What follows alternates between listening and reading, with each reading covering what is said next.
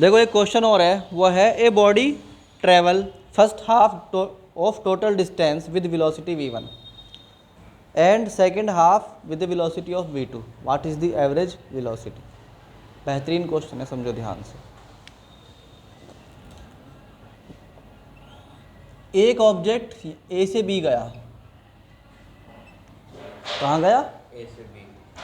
उसका कहना यह है कि ऑब्जेक्ट हाफ डिस्टेंस, यानी कि अगर ये x है तो ये भी x है। हाफ का मतलब होता है दोनों तरफ बराबर, इधर x है तो उधर भी x। उसने हाफ डिस्टेंस कवर करी है वेलोसिटी v1 से और हाफ डिस्टेंस कवर करी है वेलोसिटी v2 से। बोलो, तो पूछ रहा है what is the average velocity.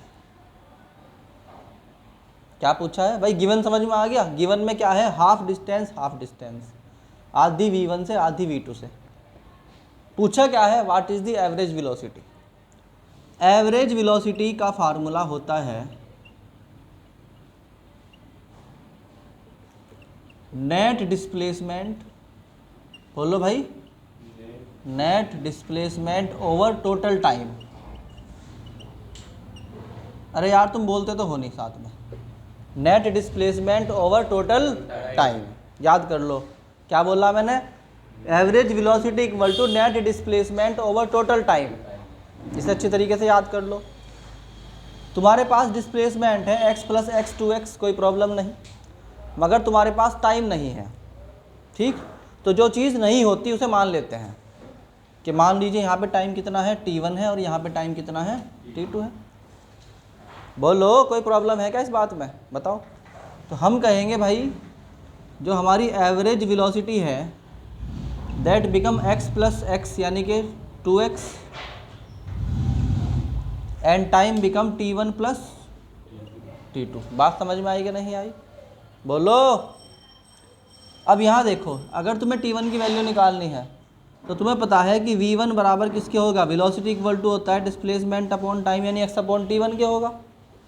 In the same way v2 किसके बराबर होगा? x अपॉन t2 के बराबर होगा। अरे बोलो। तो t1 जो है वो किसके बराबर होगा? x अपॉन v1 के बराबर होगा, और t2 किसके बराबर होगा? x upon v2। देखो भाई, अगर तुम नहीं बोल रहे हो साथ साथ, हर टीचर का अपना मेथड होता है, ठीक है। मैं इस बात को बता रहा हूँ कि जब मैं पढ़ता था ना खुद अपने आप में, तो 11th और 12th क्लास में लंबे लंबे मैथमेटिक्स के क्वेश्चन ओरल याद थे। उसकी वजह थी साथ साथ बोलना। मैं कह रहा हूँ साथ साथ बोल लो, बताओ क्या आएगा अब बताओ क्या आएगा, दिमाग लगाओ अपना। अब देखो, ये आने वाला, अभी आने वाला, अभी होने वाला। ठीक, अब देखो, ये समझ में आ गया? हमारा मेन फॉर्मूला क्या है? ये वाला। इसके अंदर वैल्यूज़ को पुट कर दो। तो क्या कहा मैंने? Average velocity equal to 2x तो हो गया ऊपर। t1 की वैल्यू क्या है? x अपॉन v1, ऐसे बोलो, x अपॉन v1। और t2 की वैल्यू क्या है? x upon v2। बोलो भाई, है? अब यहाँ से क्या करो, नीचे डिनोमिनेटर में से x कॉमन ले लो, तो यहाँ पे क्या आ जाएगा? 2x over x into 1 upon v1 plus 1 upon v2। x से x क्या हो गया? कहता हूँ ख़त्म हो गया, कैंसिल। ऊपर क्या रह गया? 2। नीचे इन दोनों का एलसीएम क्या आ जाएगा? v1 v2। ऊपर क्या होगा? v2 plus v1।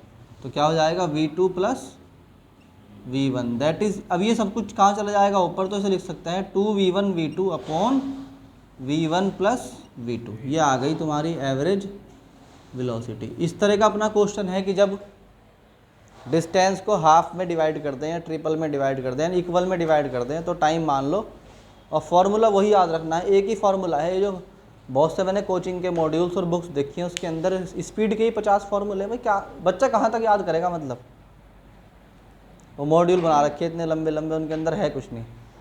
ठीक, एक फार्मूला याद कर लो, distance equal to speed equal to distance upon time, और velocity equal to displacement upon time. बस बाकी कुछ याद मत करो। जैसा क्वेश्चन आ जाए उसके अकॉर्डिंग वैसे ही मॉडिफाई कर दो आंसर को। बात समझ में आई कि नहीं आई? चलो चलो जी।